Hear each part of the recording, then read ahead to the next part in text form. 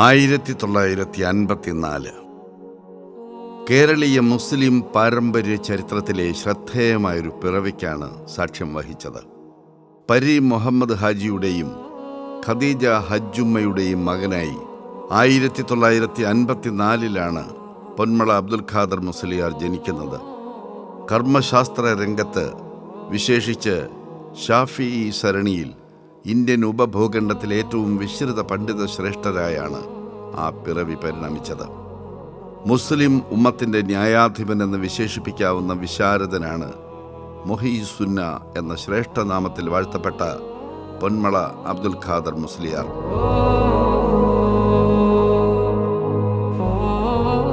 വിട്ടുവീഴ്ചകളില്ലാത്ത ആദർശബോധവും സത്യം തുറന്നു പറയാനുള്ള ധൈര്യവും സ്ഥൈര്യവും ആ പണ്ഡിതനെ വേറിട്ട് നിർത്തി. വൈജ്ഞാനിക മുന്നേറ്റത്തിന് ധിഷണാപരമായ കരുത്തു പകർന്ന് ആയിരക്കണക്കിന് ശിഷ്യർക്കും അവരിലൂടെ പതിനായിരങ്ങൾക്ക് ജ്ഞാന വെളിച്ചവും സമൂഹത്തിന് ജീവവായുവും പകരുകയാണ് പൊന്മള അബ്ദുൽ ഖാദർ മുസ്ലിയാർ. അള്ളാഹുവിൻ്റെ മഹത്തായ അനുഗ്രഹം കൊണ്ട് 47 വർഷമായി ഞാൻ പഠിച്ച അതേ രംഗത്ത് തന്നെ ദീനിയായ വിജ്ഞാനങ്ങൾ പഠിപ്പിച്ചു കൊടുക്കാൻ ഞാൻ രംഗത്തിറങ്ങുകയും അള്ളാഹു അതിന് നമുക്ക് തൗഫീഖ് നൽകുകയും ചെയ്തു. ഈ 47 വർഷങ്ങൾക്കിടയിൽ ആയിരക്കണക്കിന് വിദ്യാർത്ഥികൾ നമ്മുടെ ദർസിൽ പഠിച്ചിട്ടുണ്ട്.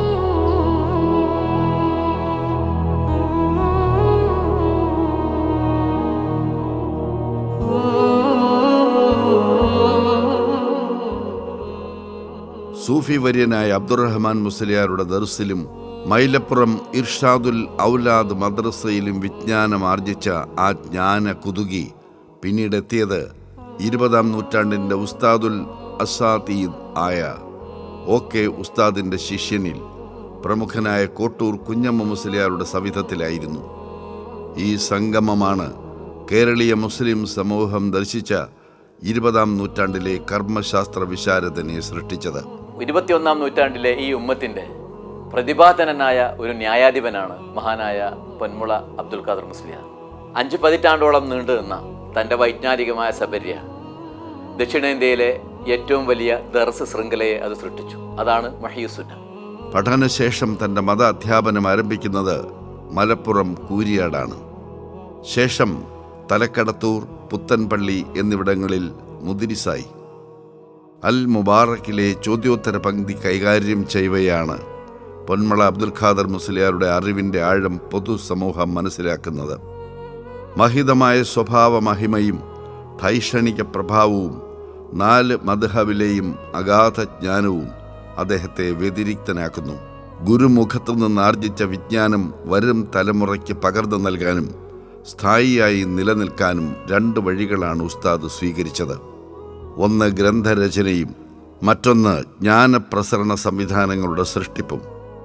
ആ സ്വപ്ന സാക്ഷാത്കാരം എന്നോളമാണ് ഹികമിയ പിറവി കൊള്ളുന്നത്. ആയിരക്കണക്കിന് മതപണ്ഡിതന്മാരെയാണ് ഈ ജ്ഞാന കേന്ദ്രം രൂപപ്പെടുത്തിയത്.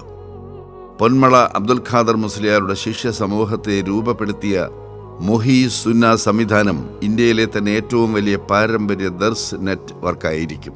ഇസ്ലാമിക വിശ്വാസ കാര്യങ്ങളിലും ഇസ്ലാമിൻ്റെ കർമ്മശാസ്ത്രത്തിലും ഇസ്ലാം പറയുന്ന യഥാർത്ഥ തസവുഫിലും ഒക്കെ കഴിവുള്ള ധാരാളം ആളുകളെ നമുക്ക് ഇത്രയും കാലത്തിനിടക്ക് ഉണ്ടാക്കാൻ അള്ളാഹുവിൻ്റെ സഹായം കൊണ്ട് കഴിഞ്ഞിട്ടുണ്ട്.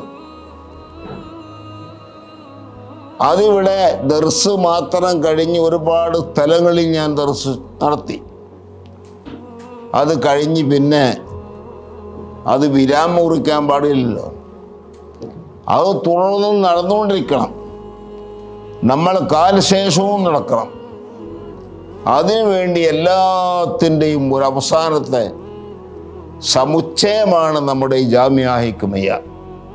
അതിബൃഹത്തായ വിജ്ഞാന ശാഖയും ഇസ്ലാമിൻ്റെ കർമ്മകാണ്ഡവുമായ കർമ്മശാസ്ത്രത്തെ ബൃഹത്തായി ഉൾക്കൊള്ളുകയും കിടയറ്റ ഗ്രന്ഥങ്ങൾ രചിക്കുകയും ആയിരക്കണക്കിന് ശിഷ്യരെ വാർത്തെടുക്കുകയും ദാർശനികതയുടെയും ജ്ഞാനത്തിൻ്റെയും കേന്ദ്രമായ ഹിക്കമിയയും സ്ഥാപിച്ച പൊന്മള ഉസ്താദിൻ്റെ ജ്ഞാന പാരമ്പര്യത്തിന് സ്ഥായിയായ തുടർച്ച വേണം.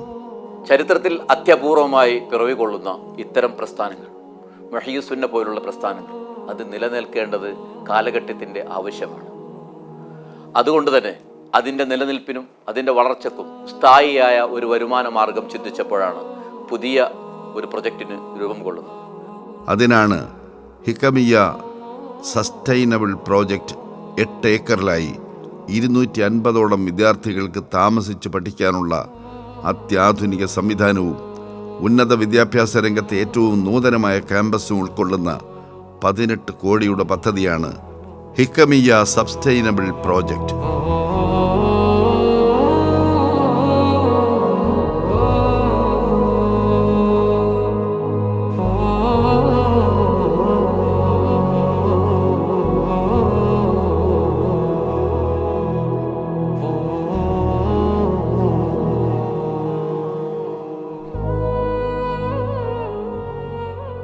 നമ്മുടെ ഈ പരിപാടി വിജയിക്കണമെങ്കിൽ, ഇത് സ്ഥായിയായി നിലനിന്നു പോകണമെങ്കിൽ ആവശ്യമായ ഒരു പദ്ധതി നാം ഇവിടെ ആവിഷ്കരിച്ചിട്ടുണ്ട്. ആ പദ്ധതി വിജയിപ്പിക്കുന്നതിന് എൻ്റെ പൂർവ്വ വിദ്യാർത്ഥികൾ ആയ ഇന്ന് പല രംഗത്തും പ്രവർത്തിക്കുന്ന പണ്ഡിതരും അതേപോലെ ഇവിടുത്തെ നല്ലവരായ നല്ല ജനങ്ങളും മുസ്ലിം ഉമ്മത്തോ നന്നാകുകയും അതിന് അവരാൽ കഴിയും വിധത്തിലുള്ള സഹകരണങ്ങളുണ്ടായാൽ അള്ളാഹു വിജയിപ്പിക്കും. അതുകൊണ്ട് തന്നെ ഈ പദ്ധതി എല്ലാവരും കൂടിച്ചേർന്ന് വിജയിപ്പിക്കണമെന്ന് മനസ്സിൻ്റെ ഉള്ളിൽ നിന്ന് നിങ്ങളോട് ഞാൻ ആവശ്യപ്പെടുന്നു.